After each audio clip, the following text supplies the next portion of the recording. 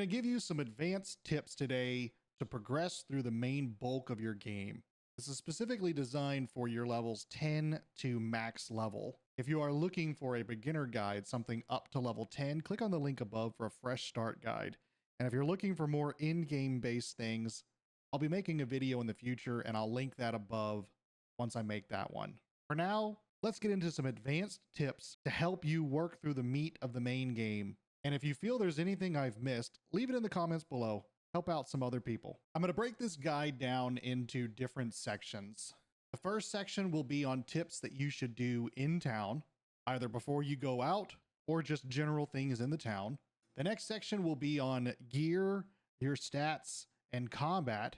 And the final section will be on a bunch of different little tricks and closing thoughts that I have, things that don't necessarily fit into a specific category. To start off the list, my first recommendation is as soon as you get back into town from going out and exploring, make sure you visit each of the various different stations to refine whatever things you might have collected along your way. After you've refined everything down, go ahead and dump everything over into your storage.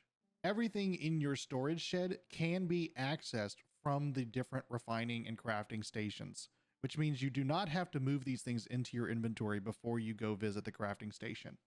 Every time you get back to a new city, make sure you visit the supply cart. These supply carts are different for each of the regions, but as long as you're the same faction as the faction that owns this area, these are free supplies. While you're in town, make sure you check your gear to see if you have reached the next level for upgradability on your tools or your bags. Equip any new tools you can by either buying them from the trading post or by crafting them. My next tip is if you are in a town that you use pretty consistently, go ahead and buy a house. Be sure to put trophies in your house that go along with what you are trying to do. Combat trophies are always good for increasing your damage against a specific type, and having a loot trophy is always good. Make sure you're buying a storage chest as well so that you can increase your overall storage. While you're at the trading post, go into the armory section, make sure you select the filter tab, and add perks for different trade skills that you may want to increase.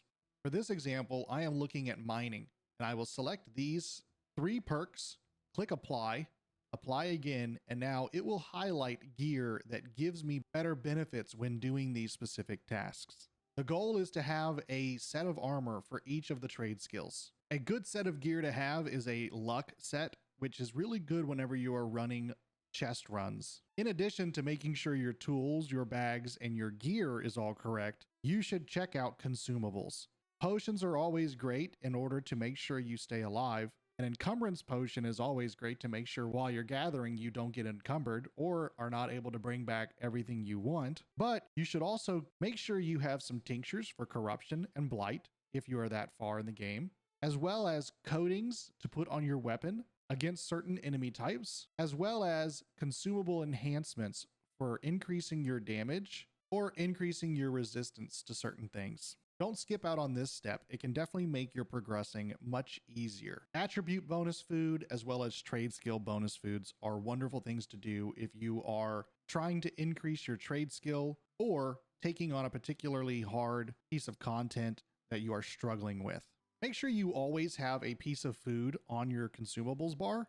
Otherwise, you will not slowly regain health over time. For the next section, let's talk about gear. Eventually, you will be able to equip gear that has slots. These are gem slots where you can socket in different kinds of gems to provide you with different various benefits. Make sure you have gems in your gear when you are able to. When you're selecting the gem, you will notice 2 different attributes. The top attribute is what you will receive when you equip this gem to a weapon. The bottom attribute is what you will get when you equip this gem to a piece of armor or jewelry. Gems are pretty easy to come by, but you can also buy them from the trading post. When you are purchasing or equipping new gear, make sure that the stat bonus, the attribute bonus you receive, is in line for the build you're going for. The bottom stats are important and can definitely help you out, but those stats are the most important part of your gear piece. And as you progress through the game, you will be going through so much different gear that I would say to not concentrate on the lower part as much as concentrating on the attributes that are given. We can worry about the lower part when you get into the end game. If there is a piece of gear in your inventory that you really like, but you may not have it equipped right now for a specific reason, make sure you lock it. This will keep you from accidentally salvaging it.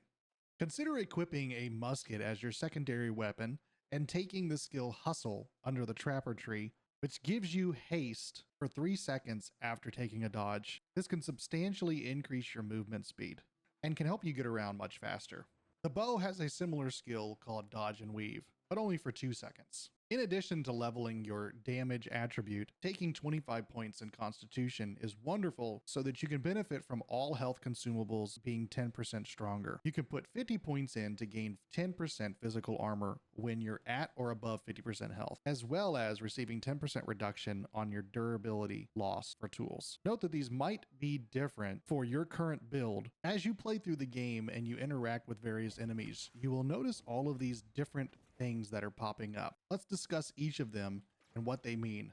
When you see white damage, that is normal damage, which means no buff or debuff has been added. When you see yellow, that means it is good damage, which gives you a slight buff. If you see blue, that is a decrease in damage. And if you see orange, that is a crit. I will put an image on the screen now. It is a good idea to learn the damage types and learn what is good against what. Rekindle your Pokemon days and learn the chart. It will help out. Equip some weapon coatings or change weapons to do the right damage type against enemies. It will help out in the long run. If you feel I've given you anything so far, I would greatly appreciate a like. Go below and leave a comment on what you found the most helpful so far as well. And on your way back up, hit that subscribe button. The last section are a few little tricks and my closing thoughts and advice. In no particular order of importance, get your mount as soon as possible. It should unlock around level 25. Head up north and unlock it immediately. It will drastically enhance your player experience and make it to where you can move across the map so much faster. In addition to that, be sure to grab any fast travel point you can along your way. Since release, they have increased the number of fast travel points exponentially, and being able to travel across Aeternum has never been easier. In addition to the fast travel points, you can own up to 3 houses and they unlock at different levels. Be sure to buy them as soon as you can. If your house happens to be on a recall cooldown, you can spend Azoth to refresh that. Many times it's cheaper to recall back to your house and pay that small fee than to fast travel to other points. Around level 15 or 16, you should unlock your faction and also be able to flag yourself for PvP. Be sure to join a faction as soon as possible and begin flagging yourself for PvP anywhere you go. The increase you get to experience gained is huge, and the trade-off for occasionally finding somebody willing to fight you is worth it. In addition to the boost you get for marking for PvP, if you end your game inside of a village, you will gain a rested bonus the next time you log into the game. This bonus lasts for a little while and increases the amount of experience you get. I would recommend as soon as you log on for the day with this rested bonus to immediately go to the town board or your faction vendor and get as many quests as you can. You receive a bonus for the first 3 faction quests you complete every day, so stacking that bonus with your rested bonus is a great idea. You can also usually finish a few easy town board quests by picking them up, going to the trading post, and buying the items that are needed for that quest for dirt cheap. Next, I would say use cooking or at least eat food to ensure you have food buffs at all times. And last but not least, learn to play some music. There are a variety of different music buffs that you can receive, and going through a routine of every 60 minutes playing a new song to gain new boosts, especially the one that increases your experience gain that is obtained at level 25, can drastically change how you play the game and can make your leveling experience more enjoyable. There are also other boosts that you can get that will affect your trade skill.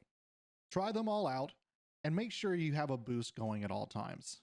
If you liked this video on advanced tips, check out my New World playlist for more videos. And if you're just now starting, check out my Fresh Start video to make sure you're getting the best start in the game.